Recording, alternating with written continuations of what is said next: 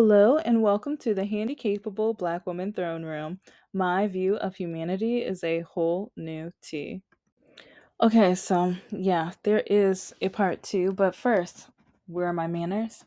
Hi, hello, how are all of my royalty? How are you beautiful people? Yeah, I'm doing this back to back, so yes, part of my mind is still cuz yes, like I had to cut a little bit because I'm like, "Oh, I'm about to go over. Oops." And yeah, with disability life, I can only get I get that 30 minutes. So, there was a second message and it just really it really just annoys me because I'm like, he really thought I was stupid. He really thinks I'm stupid. And also, why did he have to find me? Like, we're not friends. He didn't care about me when my mom passed. He didn't care about me like when I had the surgery. He didn't care about me throughout this entire 7 years. There were times where like someone hit and ran my car or me in the car, whatever, but it's like I like the awful, terrible things that I had to listen to at home. And then like there were some times where he would try to do something nice, but I realized it's because no, he wants money. Like later that night, yeah, he needed money. He needed something. It wasn't just to be nice. It wasn't just to be an amazing boyfriend. He like with some men, they have to do some things because they're gonna need you, and they know that they like when they do something that you know it has to balance out, or they're going to tell you it has to balance out, even though it doesn't. Because, yeah, I so many stories to tell, but I remember the first time that I met his daughters. It was because of a situation like that, and it's kind of like a part three to the oil change situation. But that's how I ended up meeting his daughters for the first time. Pretty sad and pathetic, but yeah, you don't know the story yet, but just know it's kind of depressing with how I ended up meeting them. So, but okay, you guys might want to know what the second message was, and then for us to put all the pieces together. One moment, because yeah, it's interesting. Because okay, I read the first part, and so this is the second. Yes, I'm blank. Yeah, I'm petty, but I'm not gonna say is yes, I'm blank, and you still have me blocked on Facebook. So I had to find other means to contact you. All right. All right. And some people might be like, oh, see, yeah, he just had to find another way to. But hold up, wait a minute. Why in the world was he looking for me? Why in the world was he looking for me? We were never married. We have no kids. There's no, like, yeah, he has my blanket. He has a pillowcase. He has a waffle maker. And there's a fourth item. I'm trying to remember because I know, like, part of me, it kind of hurts that I can't remember what the fourth item is. But I think I did write it down somewhere. But I mean, it's been about 5 years. The blanket and the pillowcase are the two main things I wanted back.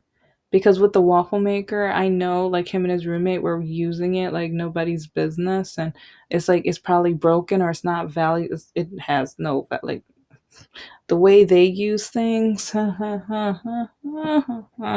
didn't like, and especially after I broke up with him. But yeah, he knows exactly because that like I said, with my surgery and wanting to bundle up while watching movies but not having to get in bed, I kept telling him I need my blanket. He knows exactly which items. He knows which like cuz he knew like the amount of times I was begging him because okay, cuz yeah. Some people are going to say, give him a break, but no, no, no. Because even after I went on that phone strike and he texted me, because yeah, the thing is, he's never called me. Even when I told him it was over, he refused to call me. But he said he loves me. He didn't want to call me and work on the relationship. Instead, I wasn't even going to bring this up, but I'm bringing it up. Instead, he decided to take a dig at me. You don't even know what you're diagnosed with. That was his reply. That was his reply. But during the phone strike, I was diagnosed. And I remember crying and crying in bed. I was a mess for over like a couple months. That's the funny thing. It was even a couple months after the diagnosis, too. But I remember needing someone to talk to, but I knew it wasn't going to be him.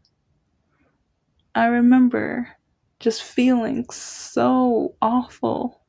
So, like, even like the mental health part of being diagnosed, and my mom will never know that I was all these years I was telling the truth.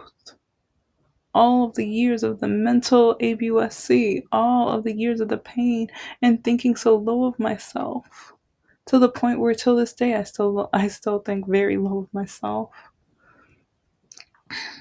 And I didn't have him to call because he didn't care. It's like he because whenever like some even after that relationship with some guys, I started questioning them. I'm like, okay, how long will you allow for you and your girlfriend once you have, or if you have a girlfriend or whatever, how long will you wait before you're like, let me text her, let me call her? And some men said, oh, if it's been 24 hours, 48 hours, or a week. I laughed. Some of them, they were like, why are you laughing? What's funny? And I'm like, oh, because my man, he was 4 months. And they were like, you're lying. I'm like, I'm not lying. I'm not lying at all. I had to change his name for a while on my phone, but I decided, okay, change the name, then screenshot it, and I showed them. Because I didn't care. It's like, 'cause the men thought, like, I was like, I hate when people say I'm a lie, because, oh, I spill the tea, I tell the truth, baby. Huh. So you don't even know. It's like, because even when I showed them, they're like, does he have a second phone? No. Are you sure? No. It's like, he probably just contacted you with another number. No, there's no other number. Like, each guy tried to turn it around and blame me. And then because they would say, what did you do wrong? Excuse me? But it's like I asked that question because I've learned I will never accept that again. I will never, because that's why, yeah, the so called guy that was interested in me, like over the last 9 days, words versus actions. He was so full of words. Nah, I'm good. I blocked him. I'm never, and if that means I'm going to be alone for the rest of my life, I will be alone. But at least I will at least be having my self esteem under construction. I am not going to allow a man to only tell me what I want to hear and not have any action and not know how to treat me and not know how to respect me. I will not. And one reason is like I've learned, like, just with how disastrously Mr. No Heart treated me. But oh my gosh. Oh, it's like it even got to, like, with the phone calls and everything like that. Like, I always had to call him. Always. And even the last 2 or 3 times I tried calling him before the phone strike, he acted like he had something better to do. And one of the times it was after my physical therapy, And I was in so much pain and I just wanted someone to talk to. And he didn't care. It was just, to him, whatever I was saying sounded like the adults in Peanuts. He didn't care. But, and I keep saying but, I don't know, it's like, sometimes I wanna, like back then, I used to try to think of an excuse. It's like maybe he thinks, I don't even know. It's like I was trying, but I couldn't. Like I couldn't. I was like, why does he treat me like dirt? I have done nothing to this man. It's like, does he blame me or does he blame my disability on the reason why we are not able to spend time together or do what a lot of couples do? It's like, is that why? I don't know. Like, I kept trying to figure out an excuse, but then also put the blame on myself when I didn't, like, no, I did everything I could. And if he no longer wanted to date me, he should have broken up with me. Like, especially when I said I want to adopt and foster, and he told me that, like, if you want kids, then I'm breaking up with you. Oh, he boxed my stuff that week. Yeah, if you didn't listen to that episode, he came to my car with my belongings. He couldn't wait to get rid of me. The same man who called his daughters mistakes and stuff, so it makes sense, but called them mistakes like at least 8 times. Huh, yeah. But I guess that was a mistake too, because the way, oh, he treated me worse than his daughter, so I know I was a mistake to date. But you really want to know the cherry on top? Because I told you about the phone strike for a reason. This man never called me.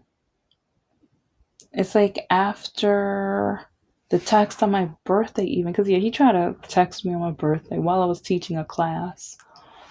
And so I was like, I wasn't going to respond until after the class was over because I'm just like, I don't know what you're doing. You probably need something, want something, what?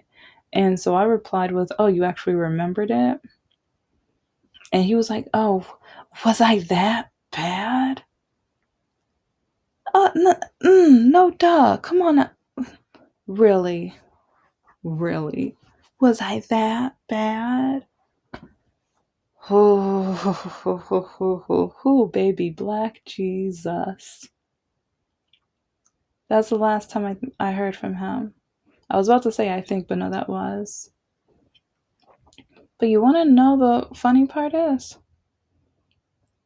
If he texted me, that means I didn't block him. And the thing is, I blocked him on Facebook before my birthday. So, if he texted me and he couldn't get to me on Facebook, so he already knew that I blocked him. So this is 5 years, like, yeah, this is years ago. It's like, okay, I'll say 4.5 years ago that I blocked him. Because I think I forgot exactly how long it's been, but it's been amazing. But yeah, I think it's been 4.5 years since I broke up with him. So yeah, oh, and let me, for some of you guys who want to make sure that your ex is, like, I'm still trying to figure out how he found me though. I really want to know, like, and what made him look for me. That's the part that really doesn't make any sense. Why did you look for me? You had no reason. We have no kids. We've never been married. And it's like, other than my blanket and pillowcase and things like what he promised that, like, because even when I begged for my belongings, and when I broke up with him, and I asked him, can you just come by the house and drop off my belongings so that we will not have to do this text or call or be nervous of texting and calling again? You just drop it off, you leave, do how you normally tell me you're going to do it, drop it off, leave the house. 10 to 15 minutes later, you text me telling me my stuff is at the door. Those were your rules back when we were together. Just do it that way. And he told me no. He told me no. So that's the funny part. You refused to return my property when I asked for it. especially when I think I did it, like the next holiday would have been Thanksgiving. And I'm like, so you're going to pass by my house anyway? Because you always say I live too far. You always say it's too much gas and all this other stuff, but then you want me to come over to your house every single weekend. And then if I don't come over in time, either because I'm working 2 or 3 jobs and or because my mom's fighting cancer, I'm trying to clean up around the house, I'm trying to help in any way I can without like, but at the same time, not spending too much time with her because she can't wait to say that either I'm fat or I'm like a waste of time or my life is just, yeah, I'm not even gonna, yeah, she would just, yeah, it's really crazy that even while I'm helping her with cancer and stuff like that, whenever I was like, that's a different story for a different day. I'll save that for a gray sheep episode. And that's what hurt even more because even during that time, I was so stressed out. But when he called me, I hated it.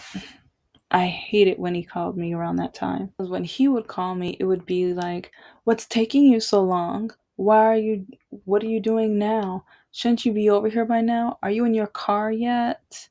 It's like, oh, if you didn't eat yet, we haven't either. Can you pick something up? Or how much extra cash do you have on you this weekend? It's like I the girls are saying pizza. Yeah. So I'm already going through enough stress with the pain in my legs and just with my mom fighting cancer and then working the 2 or 3 jobs and trying to just figure out why nothing in my life is working out at the moment because I mean, okay, maybe not nothing because working the 2 or 3 jobs is like, I was still trying to save for a house and move out and finally live the life I wanted to live. But that's Gray Sheep episode material, so I'll save that for then. But he never had my back. He never helped me, supported me, nothing. And like I said, like, there were minor things, like things in, like, especially like he would kind of take me out to breakfast or dinner, but it was only because like I remember the neighbor lady because she was like, oh, so when do you guys have date nights? I'm like, we never have date nights. Oh yeah, she told the other ladies on the block, I'm not that, like, okay, I'm not perfect, but I mean I told the truth. It's like we never have date night. He didn't want a date night, but then all of a sudden he wanted to go to the Coney Island all of a sudden.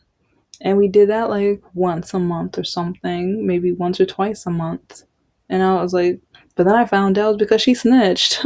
And I'm like, oops, my bad. Okay. I was like, but at the same time, thank you. Thank you. And I really miss her. Yeah, she has a golden heart. She's wonderful. She's beautiful. And, but it's just really, yeah, it's like I know a lot of times I say but and like, and I've done a little bit better with the likes, but yeah, now I'm saying but, like I keep saying right now. So, okay. And yeah, then I'm gonna start saying so.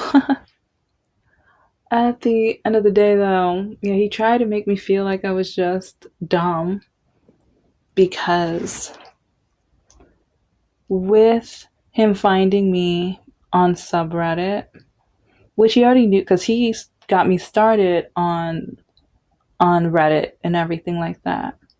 So I think he knew that I had the account. So part of me feels like if you already knew I had an account, you didn't have to go to my podcast. And also, how did you know about the podcast? It's like if I blocked you on Facebook and you don't have a LinkedIn or other social medias, then how in the world did you find me? And how in the world did you find the podcast?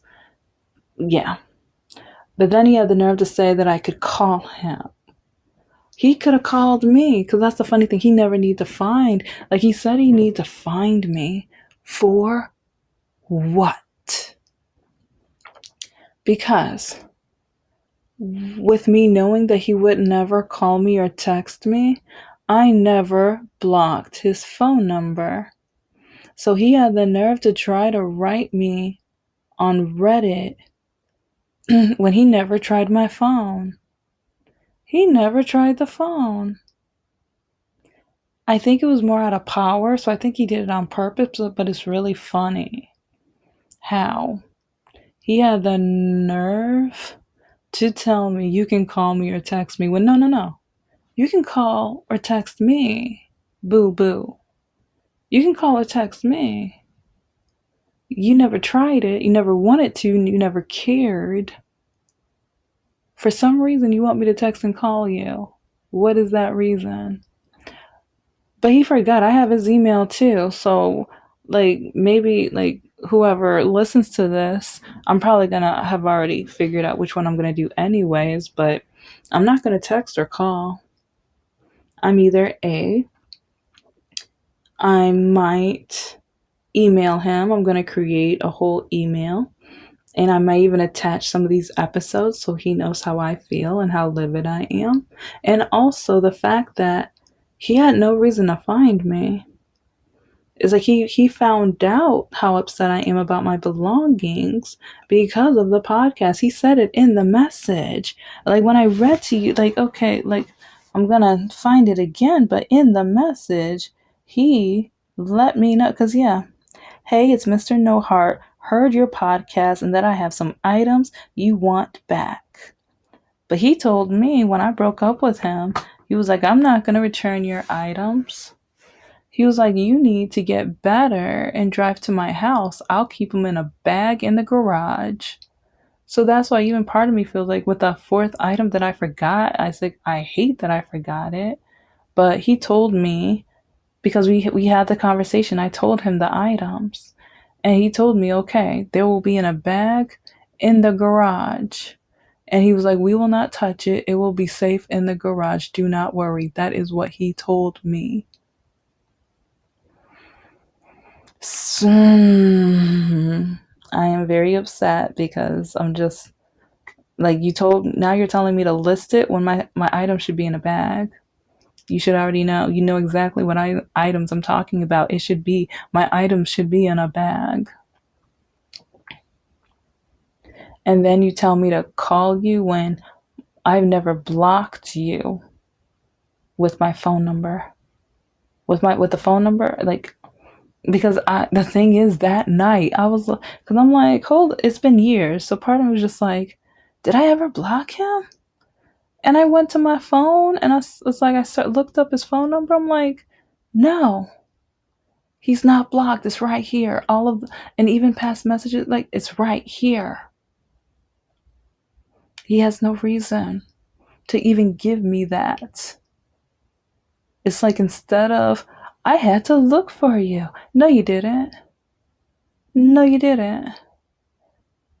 Unless you erased my phone number. Unless you blocked me. And okay, here is something that I did for my safety, because his family members, like I blocked his mother, his sisters, and like I had to look up, like I had to go through, like, and I had to figure out what order I was going to go into, because I knew with some of them, they were going to know other people I needed to block. And so first I went through each one of their profiles and I found everyone with the same last names.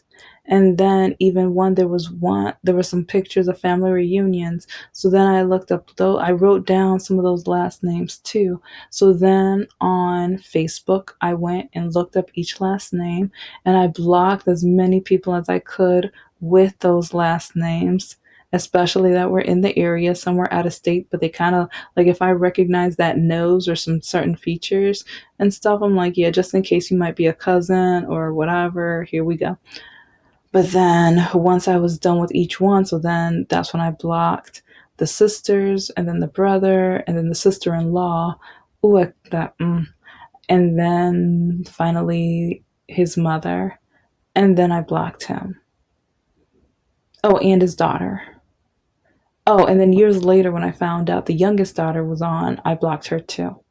It's like, I don't know, it was really funny because I was working on something. And then all of a sudden I was like, oh crap. Yeah, let me get on Facebook, make sure. I was like, yep, she does have a Facebook page. Let me block her too. And I even did a little celebration dance when I blocked her. I was like, yep, go me, go me. Because I've learned how they do. And that's the extent that I had to go. So yeah, all of them are blocked. All of them are blocked.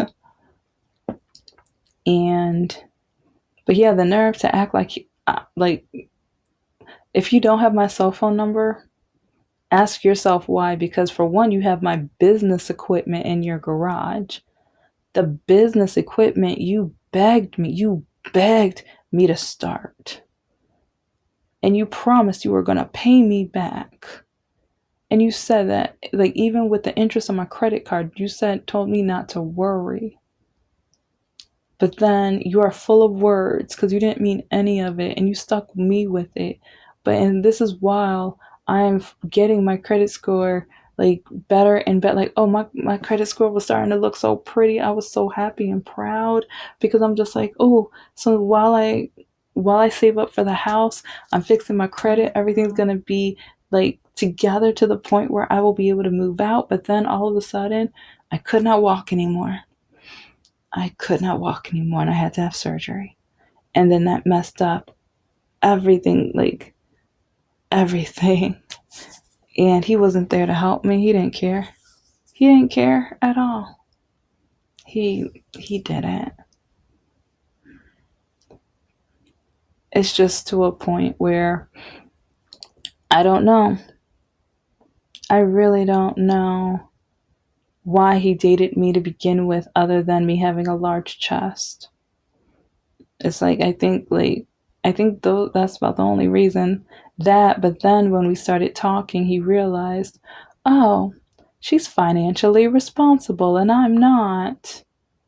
Oh, she doesn't have any kids, so she doesn't have to spend any money on school supplies and blah blah blah blah blah. So I have kids, so she can use that money on my kids. And yes, I think he started putting all the pieces together of I can take advantage of her. And I know how to word things, especially with her low self esteem, to make her feel like she's obligated to do as I say. That's how it feels. I could be wrong, but I really doubt it. Because that is like after breaking up with him and analyzing and thinking about, because like I already knew a lot of the stupid things and the lies he kept doing and saying, but everyone kept telling me, just wait, just give him a chance. You're an amazing woman. But he was never going to be an amazing man for me. Maybe for someone, because yeah, Mr. Lockakey, he treated me like garbage too. He didn't think I was worth being amazing for. He was addicted till the day I left him. But once he found his middle school sweetheart, got her pregnant, and he cleaned up and everything. And I found this out because we bumped into each other. We bumped into each other while I was leaving physical therapy. And I remember he looked at me shocked. And I think he was embarrassed because he knows his wife called me the N word and threatened to take me to court if I kept calling because I wanted my money back. This man owed me money and he lied because it was supposed to be on gas and he ended up spending it on special candy. And then when I wanted it back, because I broke up with him, but I wanted the money back, and he said no. He said the only way you're going to get your money back is if you get back with me and you have to have relations with me and you have to do a good enough job, so then I'll start giving you payments and stuff. Yeah. But then while he was telling me this, he was looking up his high school sweetheart. Then he found her. But then I was like, okay, but I still want my money. And then he handed off his phone to her, lying to her up and down to the point where she blamed me for everything. And I'm like, you do not know the truth. And then she was like, oh, aren't you jealous? I'm pregnant and he's gaining baby weight too. Aren't you jealous? No, I'm happy. I broke up with him. I lost all I never want to date him in the first place. The only reason I dated him is because he threatened he was going to off himself. I did not want him. Thank you for listening to the Handicapable Black Woman Throne Room. I am a woman, I am of color, and I am handicapable. But most importantly, I am human and you're human too.